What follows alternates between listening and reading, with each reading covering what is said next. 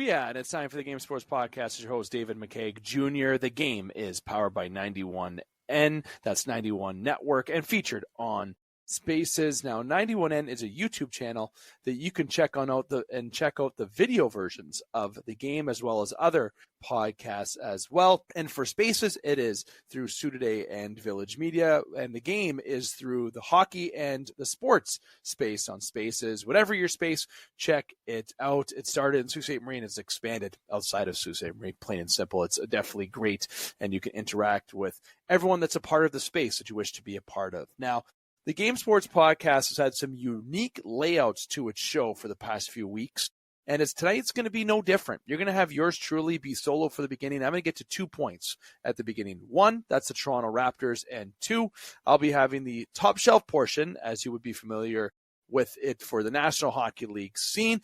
And then Jordan Trudeau will be joining yours truly to discuss the major junior scene for hockey and in particular, getting into a little bit of news for the Sault Ste. Marie Greyhounds. And then Justin Hykel will be coming on by to wrap up the show in our In the Pocket segment. Now, look, I'll be transparent. We owe Trudes a little bit of extra time because in previous shows, we've eaten into his time, and same with Hykel. So we're going to give a little bit of extra love for that major junior scene and In the Pocket today. And when it comes to the top shelf portion, it's going to have a little bit of less time. And in particular, you have just me.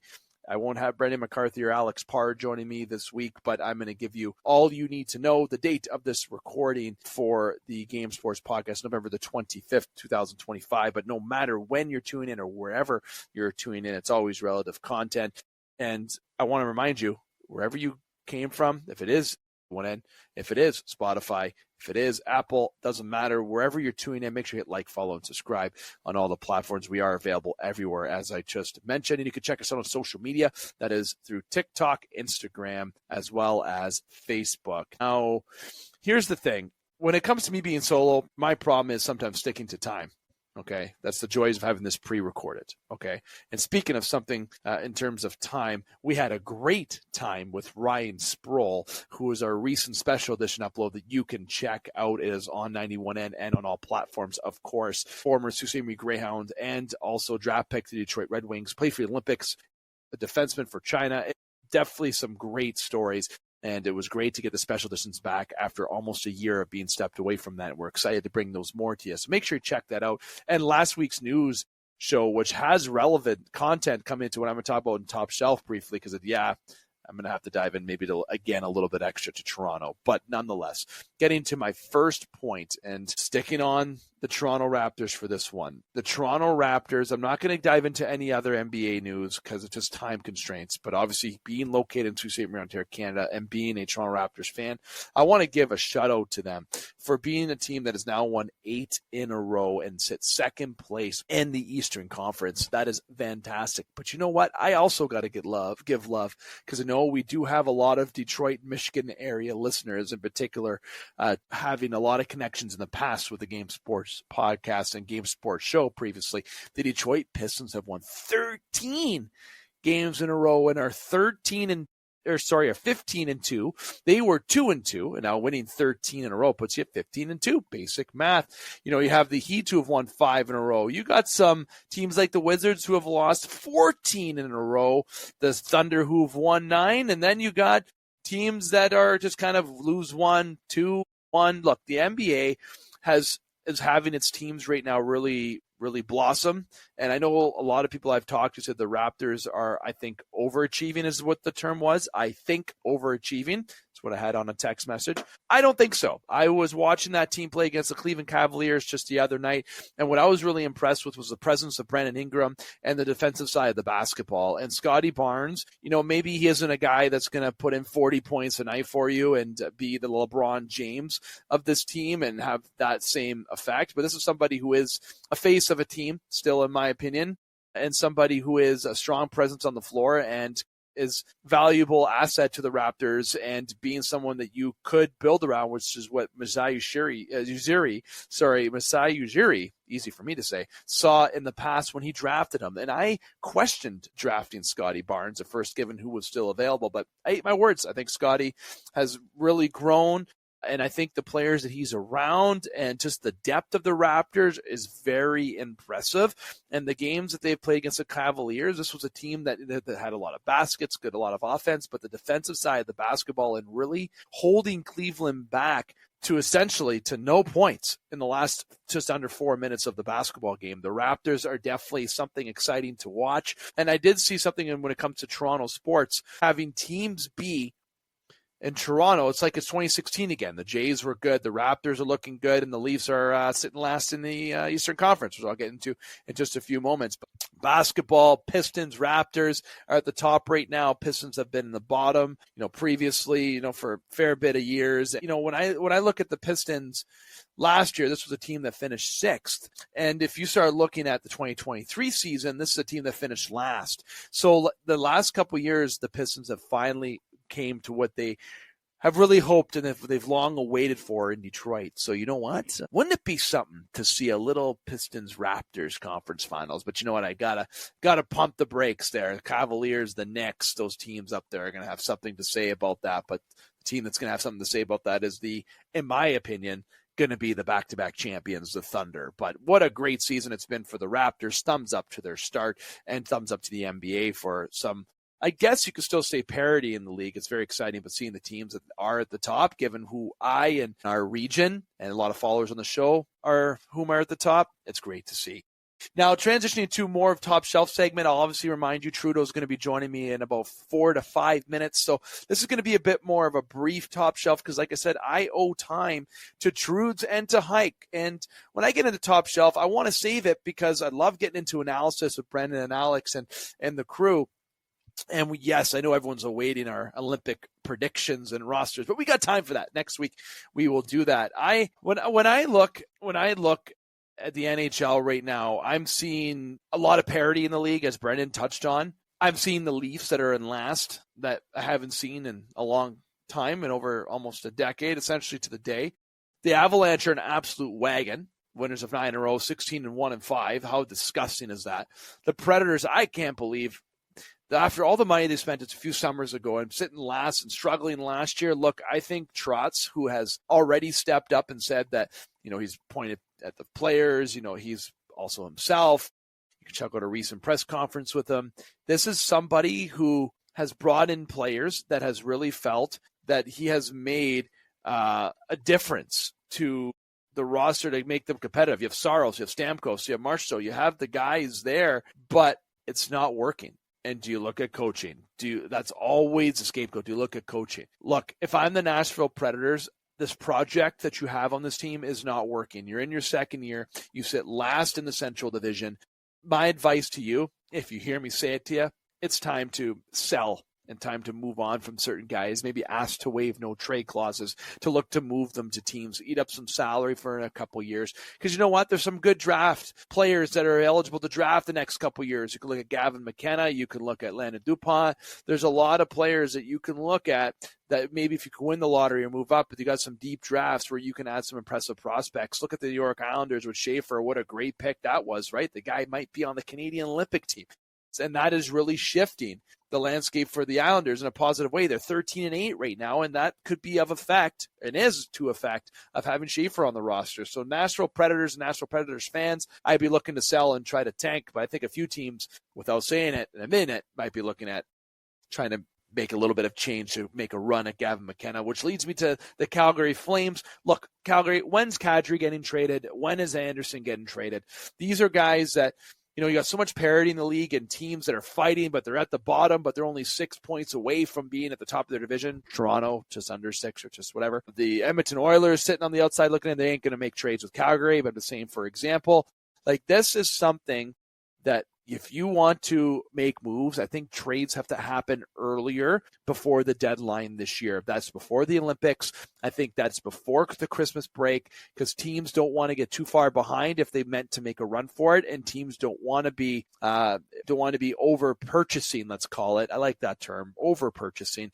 And when it comes to deadline, when you're just overpaying, and there's the real term for it, when it comes that time. So teams like maybe the Avalanche, maybe it's Toronto, who's been injury riddled, but at the same time, is this the team that is going to be able to make that step? Or are you looking at the Ottawa Senators, who's expecting Tkachuk back and then they might be able to make a little bit of moves, and maybe this team's for real. Montreal Canadiens have started to come down to earth a little bit, but even though they just took care of the Toronto Maple Leafs pretty good, the Tampa Bay Lightning, this is a team that was favorites to be a top 3 in their division. Do they make a move, right? Look at the Metropolitan. Carolina is Carolina. New Jersey's looking good. The Islanders, they got some assets they can move. Do they want to try to make it interesting and try to be a team that comes out of a wide open, I think, in my opinion, Metropolitan division? So if I'm the team like the Calgary Flames, the Nashville Predators, the St. Louis Blues, heck, well, I wouldn't say the Vancouver Canucks, but you can almost look there. Those are teams that I think should be looking to make trades early. And it gets me back to my first point. Talked about Nashville, sell some guys. You got Brady Martin, who's a Soo Greyhound. You got players there, some youth that can come up. Wood, you got some players that could be nice to build around.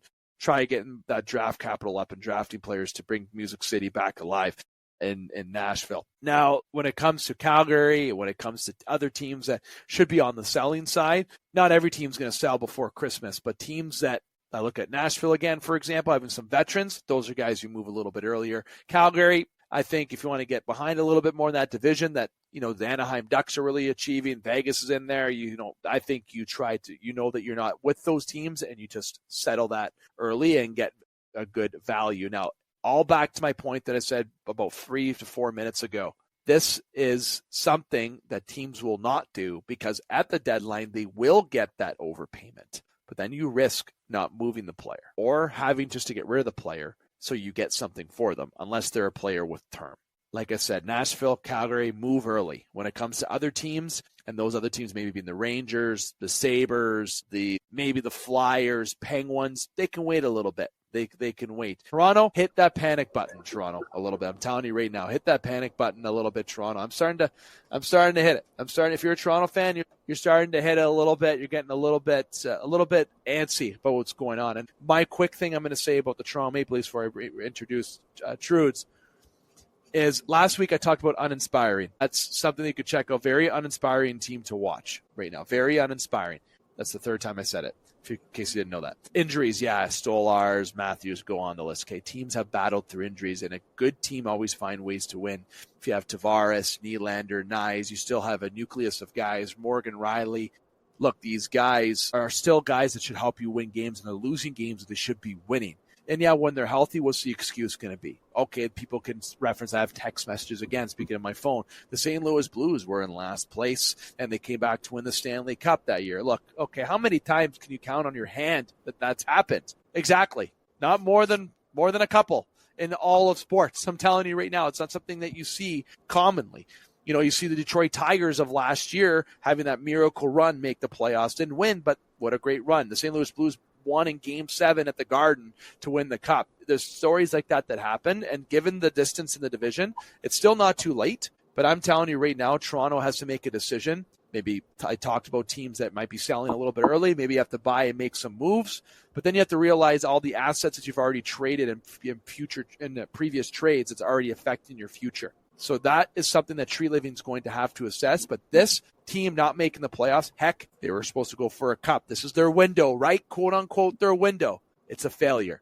This era has not been successful. And to date, and things I, as a fan, hope change going into the playoffs. But given teams, if they make the playoffs, teams that are there, Carolina, New Jersey, Tampa, Florida, when they're healthy, are they going to beat these guys? That's something that you have to really think about. And everyone's saying that you got to fire Berube. He's lost the room.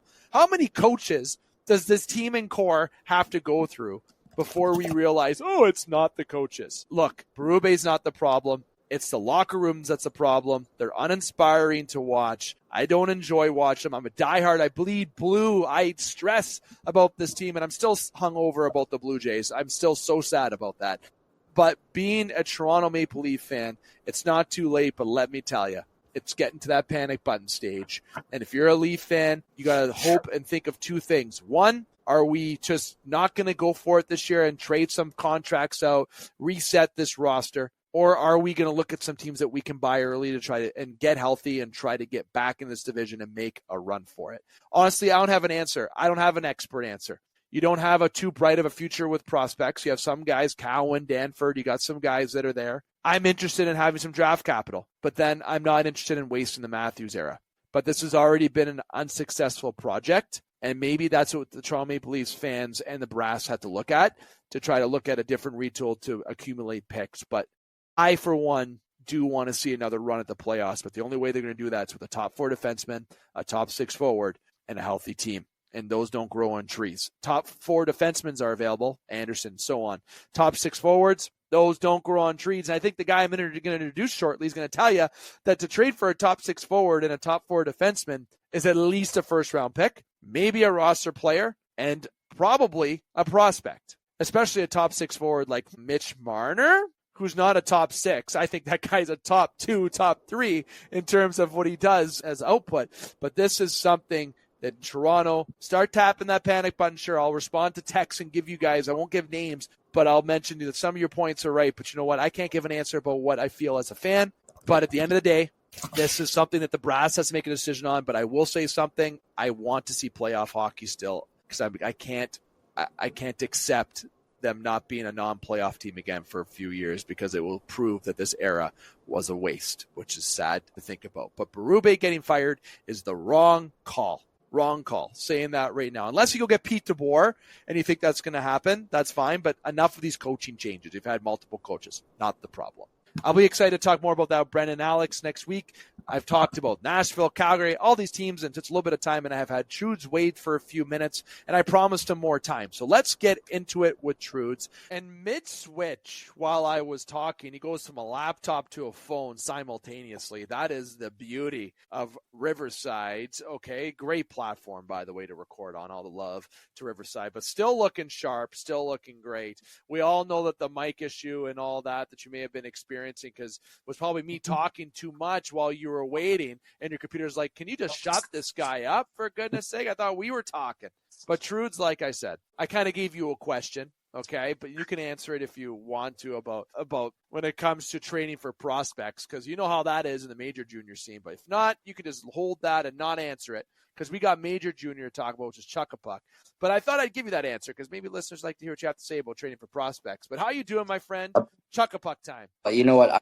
I'm good, Dave. Mic issues and all, and great on the non-hockey side of things. Hockey side of things, I'm feeling okay. We'll get to it. We'll talk about it. But trading, is this the Leafs situation in Yeah, so I particular? was mentioning, yeah, like I'm not even saying Like the in Leafs, just in general, general. or In okay, general, in general, NHL I teams have mean, already traded their futures away to try to make a run. But to get a high top 4 or top 6 forward, those are not cheap. Doesn't matter what league you talk about. That's the point. yeah, if you have a player that's proven, I mean, you're gonna have to pay for them, but also it's hard to give that, like, because you're gonna have to pay because it's so hard to give that up, right? A player that's proven in today's game. Yep.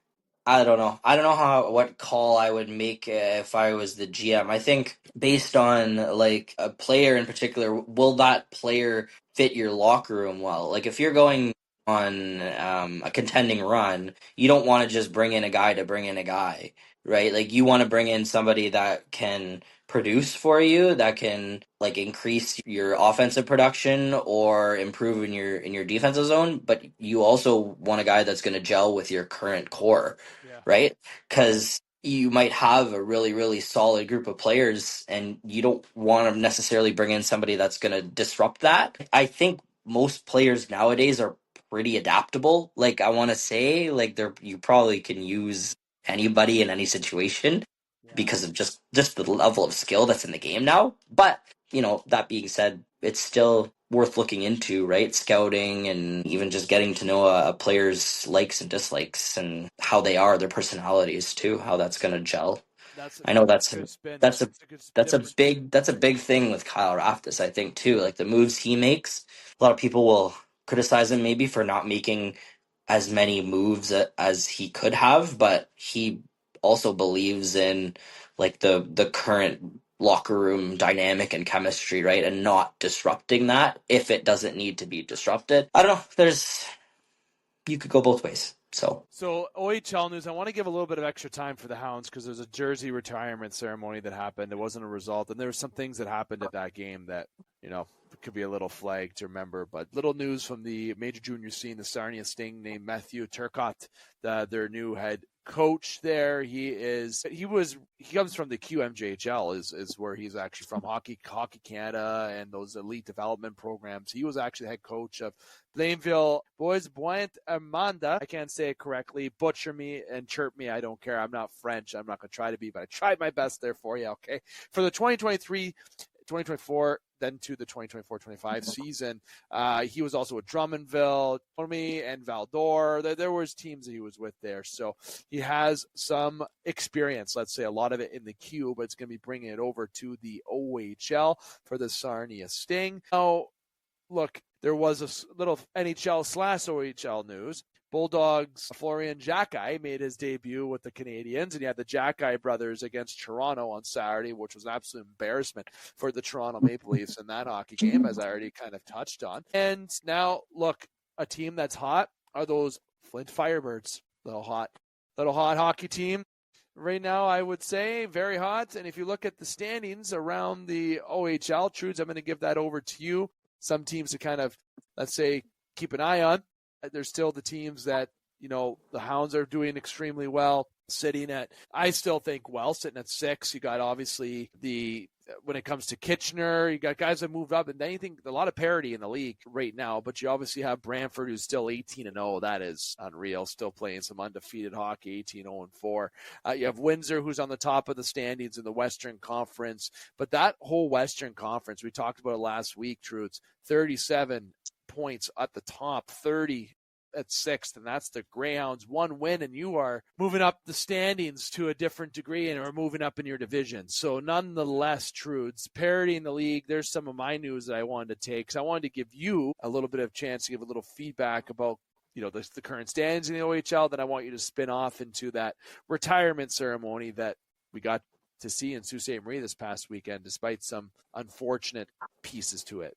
Falls, let's call it. Yeah, the Western Conference is tight still. Flint Firebirds have won 9 in a row. I don't think they may have not ever done that in their history, like since they've entered the league quite a few years ago. So they're running hot right now. They do have a really solid team. Like, they have a solid team of vets. Maybe they're just coming around now to figuring it out, because they had a solid team last year and they didn't do so good last year. They do have a really good goalie though, which is bad news for the Greyhounds, maybe, who are in search of a goalie. And Mason Vicari is their starter. He's an overager. So, I mean, if they're doing so well, there's no chance they're going to give him up. Same with Owen Sound and Carter George, right? Owen Sound has the most goals, second in the league to Brantford by a mile, 111. So, like, they're doing so well, they're not going to give up their top goalie either. So it's difficult times right now in the OHL. Sarnia, I want to touch on them a little bit.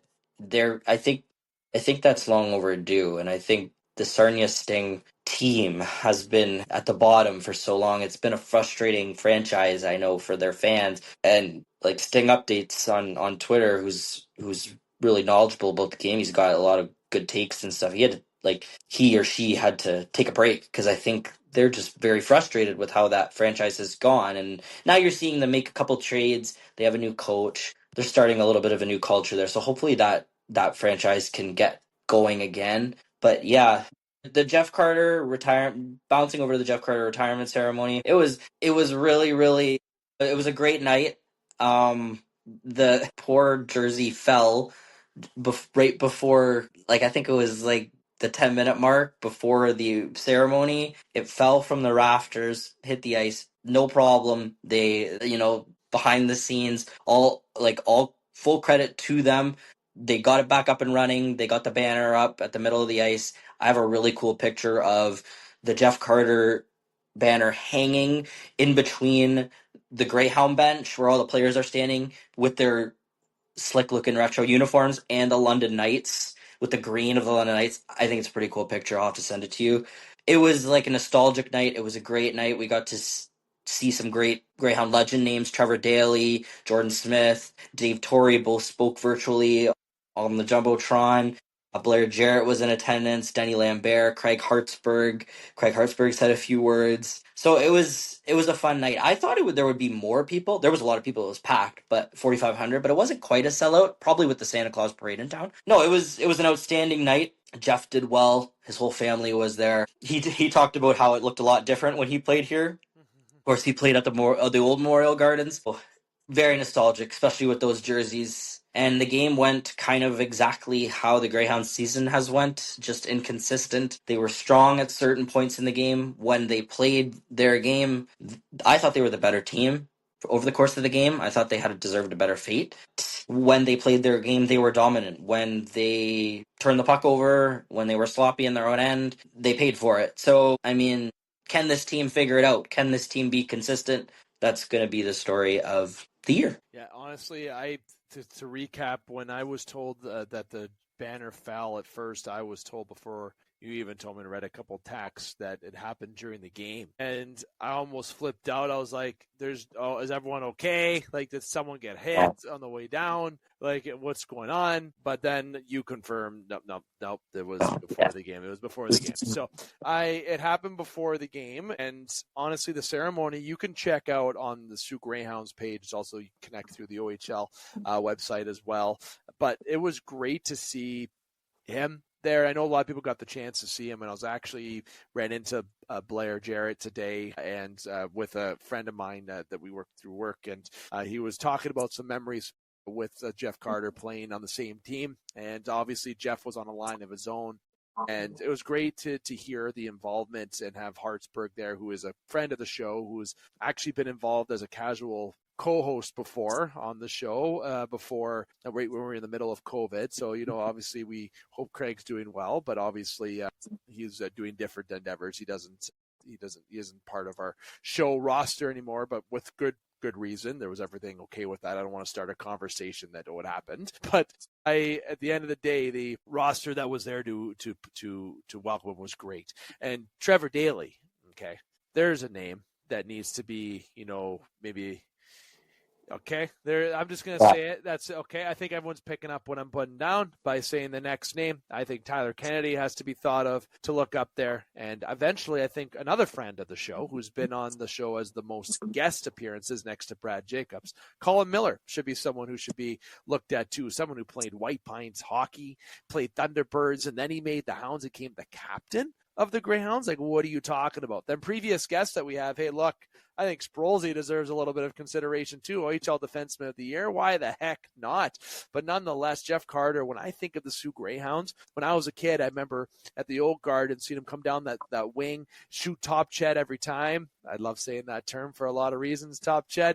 But he knew, and I'm taking this quote from somebody, Jeff Carter was so good at shooting the puck through defenders. Very talented. Not only did he pick those corners past the ear, and the goalie didn't even know what the heck was coming, but he was able to put it through the defenders, and you're able to come down the wing. One defenseman's watching, the other defenseman's watching Carter, and this defenseman that's watching the winger drive the net, he looks away for 1 second. There's already people cheering in the crowd because Jeff Carter already shot the puck and shot it through that defender that went top Ched again. And I remember being a kid sitting in the lower level having that Macintosh, the Macintosh toffee, and eating it, all the stickiness in your teeth and the popcorn. Oh, my parents must have hated having me at hockey games. I was way too much of a handful. But those are things that Jeff Carter, and I remember I have the jersey up there, the retro jersey that they wore, and Jeff Carter's autographs on the front because I waited for him. I was a huge Jeff Carter fan as a kid. When I think of the Greyhounds, Jeff Carter is the first name that comes to me next to a friend of mine, Tyler Kennedy. Those are reasons why I came obsessed with the Hounds, were those two players. That's when it came to the Greyhounds. So it was great to see the respect that he got with his number up there, despite the banner falling on the ice before the ceremony. That is something that you don't hear of or see every day. Hashtag Sault Ste. Marie memories, let's call it. But hey, it's going to be a little laugh and a little story that I'm sure people will chuckle about it. But yeah, and I know that some people were having problems with Flow Hockey that night.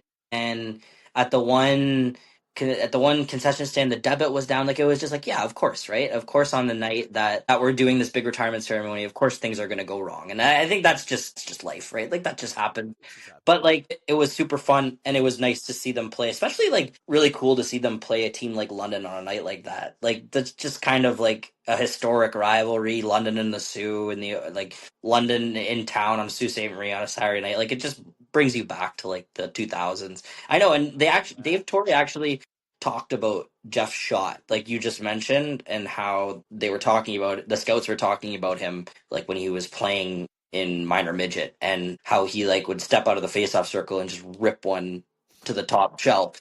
And they were like, the first time he did it, they were like, it was probably a lucky shot, and then he did it again, and it was like, okay, I don't think he's very lucky at this point. And then they went on to watch him do it for the Greyhounds, and then do it in the NHL and win Stanley Cups and all that stuff. So, yeah, I definitely think those three names we mentioned, Trevor Daley, Tyler Kennedy, Colin Miller, in the near future, they should be getting a number up there for sure. 100%. And Jeff Carter never lost a draw either. Never. He was very good at faceoffs. Yeah. Very good at draws. And you know what? I got to give credit to the Come On Hounds. That's another. When I think of Hounds, everything when I was a kid, right? Everything is just Hike. I saw that grin there. Everyone hears that Come On Hounds. I forget his name.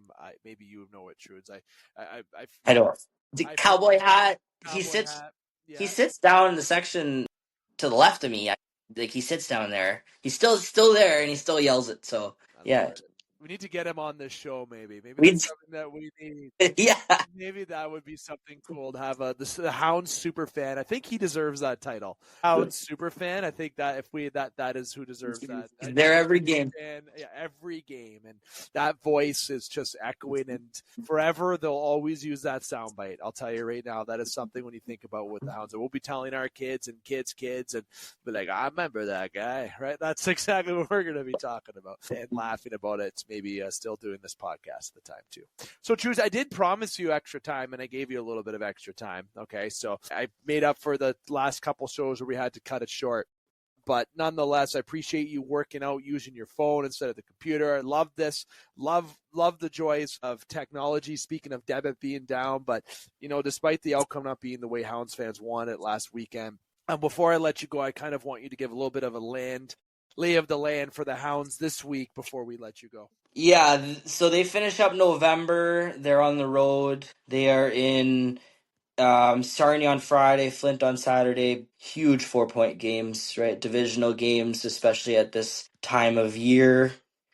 And, it's going to be Callum Croskery is making his Sault Ste. Marie Greyhounds debut after he got hurt all the way back in preseason. So he's going to be a nice addition to have in that top four, take some of the pressure off Chase Reed, who actually is going to be playing in the top prospects game tomorrow and Thursday night, if it's not tonight and tomorrow night. I can't remember.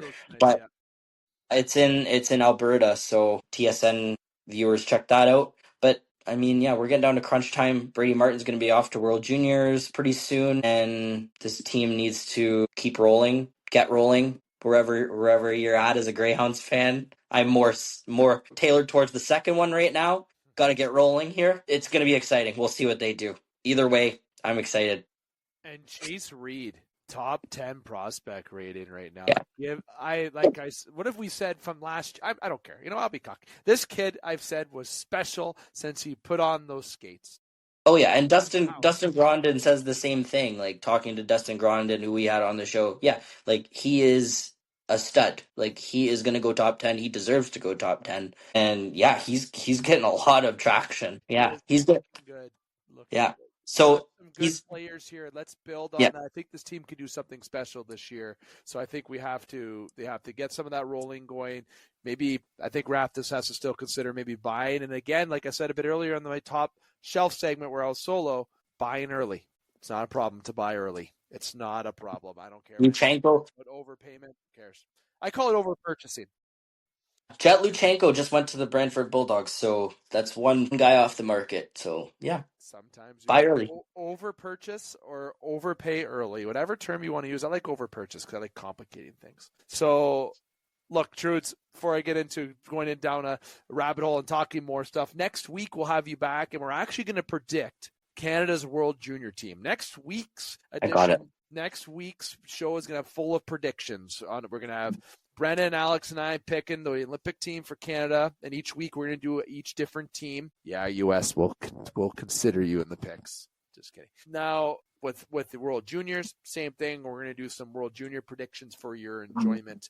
But Trudes, we'll be back here next week, same time and same energy, my friend. Sounds good. Take care. Have a good week, y'all. Yeah, ciao. And now, without further ado, Hykel, I'll give you a proper introduction. Joining me now for In the Pocket, that is partnered by Sports Center Bar and Grill, Sault Ste. Marie, Ontario's best sports bar and best wings. Proud family member of the Game Sports Podcast, previously the Game Sports Show, since 2016, where we used to record through a phone on top of a cup. Justin Hykel, a part of that original landscape, original plan. Now we sit here with backgrounds, mics, mixers, interns on our team now. We got a grown family. We have people joining us that are co-hosts from Toronto. Like, look at how far the Game Sports Podcast has come. And you know what? You've been here from the start with me, my friend. How you doing? It's going all right. It's basically like one of my favorite times of year. We're heading into American Thanksgiving here. There's a couple bangers on Thursday. The last few years they've kind of been stinkers. This Thursday it looks pretty tasty. And we got a Friday game for some reason at 3 p.m. But hey, we'll take it. I'm not complaining. I took both days off. That is, you know what? I'll say they think they should have still scheduled the games for like a 6 or 7 o'clock on that Friday.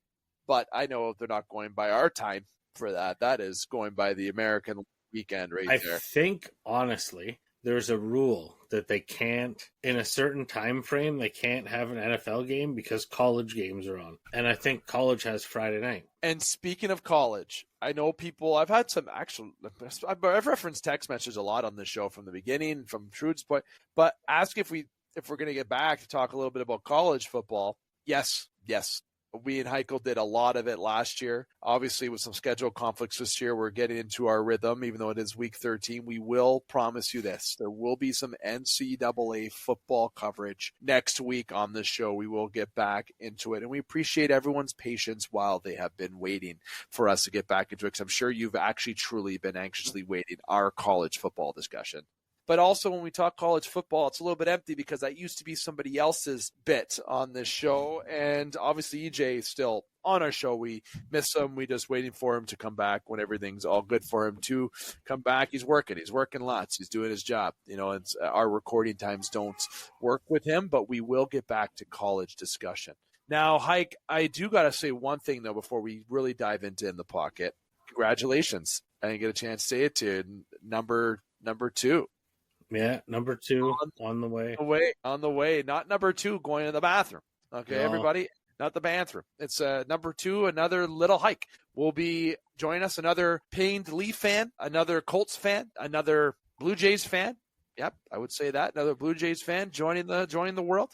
So I'm sure your other half is certainly keep busy, especially with the other little one running around. It's a busy household over there. Yeah, you can probably hear her in the background. It's we're past our bedtime and she's still functional, but she's a bit of rage right now. Just doesn't matter. She's just like, I don't know. I can't wait for you to hit this stage and we can have this conversation. But she just like does random stuff. Like when she's mad, she rips a banana off the counter, takes a bite out of it, and just puts it on the ground and stares at you. Like, yeah, do something about it. What are you going to do? You going to send me to bed? I'm going anyways. Fuck. What do you want me to do? Like I'm getting bullied by a 3-year-old some days. And she's 3, right? Yeah, she's just turned 3, and she's probably going to steal the car soon. Who knows? Oh, pretty soon. Yeah, pricking out colleges by next week. But now, I mean, more. So we'll dive into. That's funny that you say that, because I could hear the Bible. I love that. Originally, I haven't shown my son on this show yet, and I've been promising I would, but we'll get there at a more appropriate time. So, Hike football. Look, last week, you know what? I don't want to dive into too much last week. I want to save a little bit of time for this week, just for time constraints, because obviously keeping our segment within that 15-minute range. We gave Trudeau a little extra time, so if we finish earlier, we will. But last week, I'm not saying it was a stinker last week, but you know what? That Eagles-Lions game, 16-9, still a pretty good football game, but the Bills-Buccaneers, 44-32. I thought that was a banger of a game. I'm in the right stratosphere, right? You're on the wrong list here. I am 2 weeks behind. I am so sorry. I am reading stats. Cowboys and Eagles 24-21. The Cowboys squeaking a win on that one. But the 20-9 win for the 49ers over the Panthers was a stinker. 31-28 Bears over the Steelers. We all know Mason Rudolph tried his best in that game. We all knew what was going to happen in that outcome. Even my pick'em was right. The Chiefs beating the Colts in overtime. Okay. Like just a messy week, I think, Hike. Just a messy week. Yeah, the Colts game drove me up a wall. I mean, your bread and butter so far this season has been going for it on fourth down and running the ball, and they didn't really do either of that. And they had the game in hand, literally the entire game. And they just stopped playing football the way they play football, and the Chiefs came back. It was a good game, don't get me wrong. To watch the game, it was a great, entertaining football game. But man, what a way to piss away a win. That's what happened there. I mean, better to learn it now than in the playoffs, I suppose, assuming we're still a playoff team after this gauntlet of games we have coming up. But yeah, I don't know. The whole week in general, Thursday night kicked it off with Houston beating Buffalo. And then all the primetime games kind of just sucked. The best game of the week was the Cowboys game. And the best game of the week was the Cowboys game. I said this last week. I said there's excitement this year. Don't get me wrong, but I feel like last year had a lot more exciting games in the higher amount per week. I feel like last year was at this point was a little bit more of that urgency, was a bit more exciting to watch. And I don't know if that's from a scheduling standpoint, but I think it's majorly because of teams that aren't really meeting those expectations. Bills, Lions after hot starts, and teams kind of overachieving, let's call it. And I'm sorry, I thought your Colts had been overachieving, but they've proved they're a good football team. Same with the Broncos. What a wagon the Broncos are. There's been the stories for this year, the headlines I would say for this year are surprise. That's the one word I could think of, surprises. That is something that comes to mind for me this year, to this point. Don't forget to mention the Patriots. I mean, I hate them, but man, they are playing good football. It's kind of nice. You got some teams that are doing really well with some young quarterbacks. So there's some runway here with these teams. You got some stuff to look forward to. Yep. Well, we'll see. We'll see what it's like. I mean, this Thanksgiving week usually kind of kicks off the pre-playoff push. Yeah. And this is where you start to get those games that we're all talking about for a year now. Yep. Going into the playoffs. So, I mean, we'll see. They should be good. Then Friday, like I said, Sunday, then we start to roll. I think we got some Saturday games coming up in the schedule now, getting into December. Yeah. It's a good time. It is a good time. It is a good time. And I think that October's where it's not, October's where it's just a booming, right? And then November's kind of okay, well, you got hockey, you got football, World Series is done, you got basketball's lifting off, and Raptors play some good basketball. I talked about that at the beginning of the show, which is good for Canada in general. 2 of the 3 teams. It's good for Leaf fans. I was waiting for that to come up.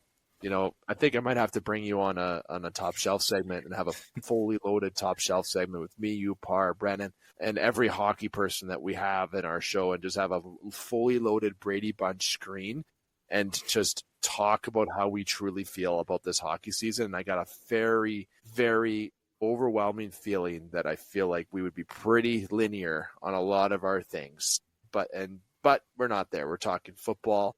Just you got to call an emergency roundtable. That's it. So we call it.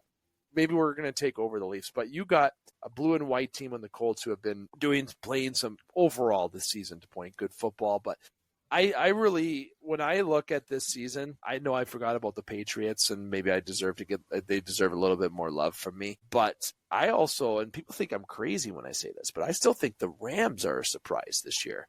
I don't think that's a crazy knock. No. They've always had a good team. I think that's a surprise that they're as good as they're showing that they are. I mean, when you look at the roster from the Super Bowl Rams team and what they gave away in terms of draft capital and other players to kind of build that team, and then you've had retirement since then. I mean, Aaron Donald being a huge one. You got rid of Cooper Kupp. Those are kind of big deals. So the team has had a full transformation, and they're, I don't want to say better than the Super Bowl Rams, but man, they're pretty good. Matt Stafford, I'd take him. You'd take him. Seems pretty good out there. Defense is looking all right. Baker threw his arm out like Uncle Rico out there on Sunday trying to ball out against the Rams, and they just absolutely shut him down. So, I mean, that Rams team in the playoffs is going to be scary for a couple teams in the NFC. And we'll see how they do the rest of the year. I mean, we still got six-ish weeks left. I believe 6 weeks. Yeah.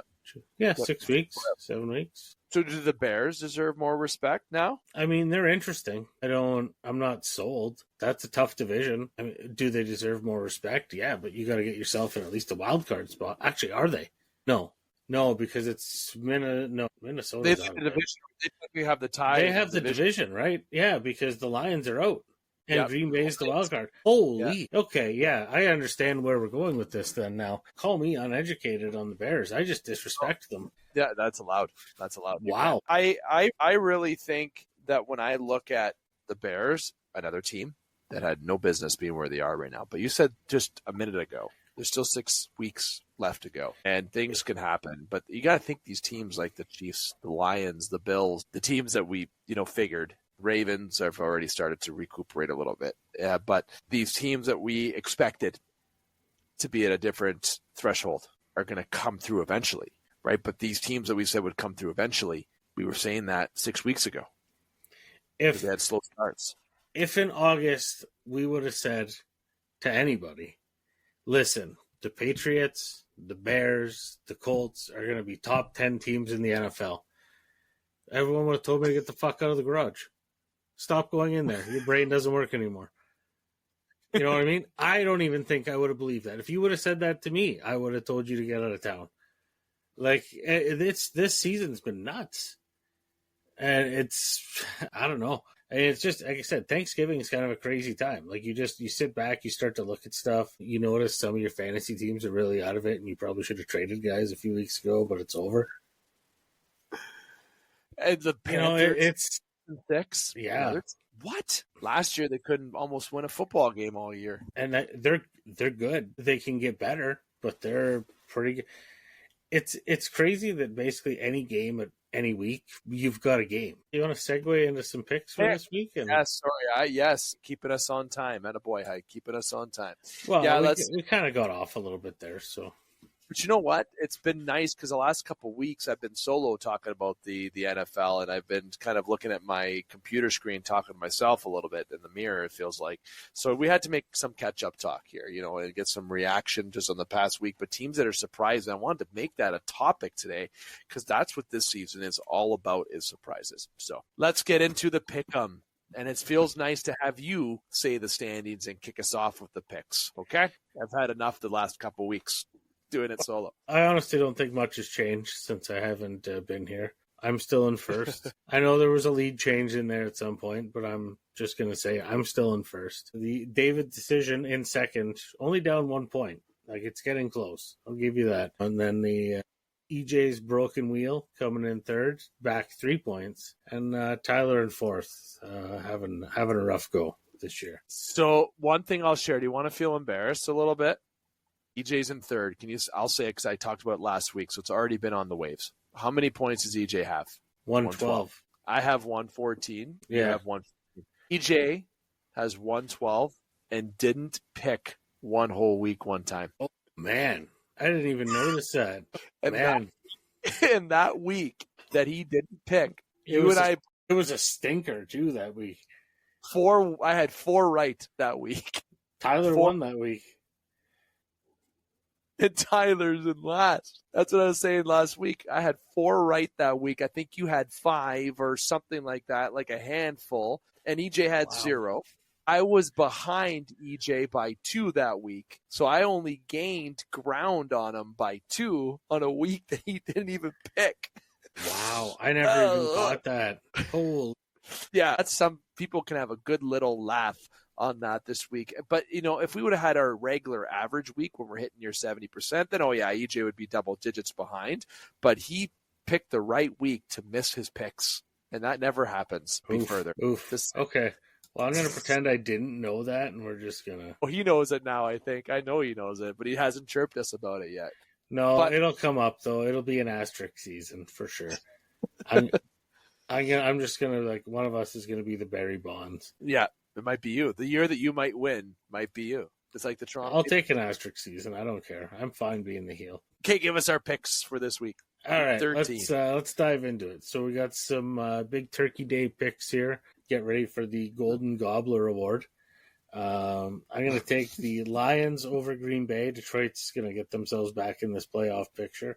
Dallas over KC because I'm bitter about the Chiefs last week. Cincy over Baltimore. Joey B coming back. Seeing, they're only 2 games back, I believe, of the division lead. So Cincinnati could make some noise. Then we got Philly over Chicago. The division leading Chicago Bears that I didn't know about. San Fran over Cleveland, Jacksonville over Tennessee, Colts over Houston, Dolphins over the Saints, Atlanta over the Jets, Arizona over Tampa, Rams over Carolina, Seattle over Minnesota, Buffalo over Pittsburgh, Chargers over Vegas, Denver over Washington, New England over the Giants on the Monday Nighter. Breakers. New England 31, Giants 24, Denver 36, Washington 13. Most points this week, the Lions. Fewest points this week, the Saints. I got one probably gamble pick, and I love it because I got to go with my instinct on it.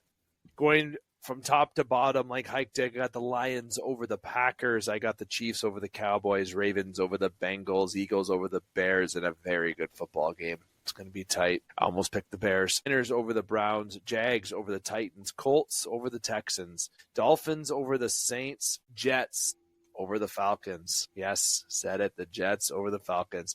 Buccaneers over the Cardinals. Rams over the Panthers. Seahawks over the Vikings. Bills over the Steelers. Second week in a row picking against my favorite team. Look at that, people. There's no bias on this show. I'm telling you. The Chargers over the Raiders. The Broncos over the Commanders, Patriots over the Giants. 34-10 Patriots over the Giants. I got 38. Let me give you a random number for the Broncos over the Commanders. Most points this week with 38 will be the Denver Broncos, and the least will be the Raiders. And I'll even throw one up there. The Raiders are only going to get a field goal this week, 3. I am on something this week. That is slanderous. And that is why I'm 64% this year. Oof. I can't believe I just crushed both Justin and I's soul on camera about the EJ fact of the day. And when he listens to this, he is going to be pumped. He is going to message. He is going to be like, I told you so. I'm deleting it from my memory, and then once it's deleted, it's not real. So yeah, I like that. That's good. That's how that's going to go. It is. I agree with that. Okay, Hike, my friend. Been a pleasure as always. In the Pocket, which is partnered by Sports Center.